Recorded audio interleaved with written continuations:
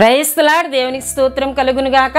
దేవుని బిడ్డలారా, దేవుని బిడ్డలు వారు ఎదుర్కొంటున్న భయముల నిమిత్తము, వారు ఎదుర్కొంటున్న సమస్యల నిమిత్తము, సమస్యల కొరకు వారు ప్రార్థన చేసినప్పుడు దేవుడు తన బిడ్డలకి ఎట్టి రీతిగా తోడుగా ఉండి వారికి సహాయము చేశారో దేవుని వాక్యంలో మనం చూచినట్లయితే, యాకోబు తన మామయ్యన లాబాను యొద్ద నుండి తిరిగి వస్తున్నాడన్న సమాచారము తెలుసుకున్న యాసావు యాకోబుని ఎదుర్కొంటకు వస్తున్నాడన్న సంగతిని తెలుసుకున్న యాకోబు తన అన్నయ్యైన యాసావు వలన హాని కలుగుతుందేమో అని మరణ భయం గలవాడే దేవుని బిడ్డలారా యబ్బోకు రేవు దగ్గర తన కుటుంబం అంతటినీ ముందుగా పంపివేసి ఆ రాత్రి అంతయు తానొక్కడే మిగిలిపోయి దేవునితో పెనుగులాడి ప్రార్థన చేసినట్లు ఆదికాండము 32వ అధ్యాయము 22 నుండి 32 వరకు మనకి కనబడుతుందండి.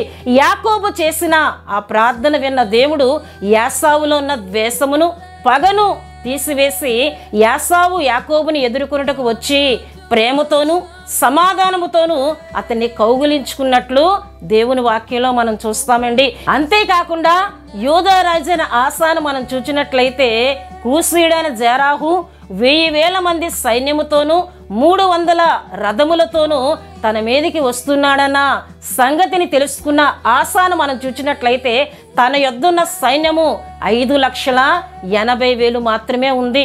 ఈ విషయం తెలుసుకున్న ఆసా దేవుని దగ్గర ప్రార్థన చేస్తూ ఉన్నాడు. విస్తారమైన సైన్యముతో యుద్ధము చేయుటకు నీవు తప్ప మాకు ఎవరూ లేరు, నీవే బలము దయచేవాడవు, నీవే సహాయము చేయవాడవు, నిన్నే నమ్ముకుని ఉన్నాను, నీవు మాకు తోడుగా ఉన్నావు గనుక నీ మీద నరమాత్రునికి జయము కలుగజేయనివద్దు అని ప్రార్థన చేయగా దేవుని బిడ్డలారా దేవుడు ఆసారాజు పక్షముగాను యోధావారి పక్షంగా నిలిచి కూషీయుడైన జెరాహును వారి సైన్యమును మొత్తినప్పుడు వారు దేవుని భయము చేతను దేవుడే వారి పక్షంగా యుద్ధం చేస్తున్న భయముతో వెనుకకు పారిపోయినట్లు దేవుని వాక్యంలో మనం చూస్తాం.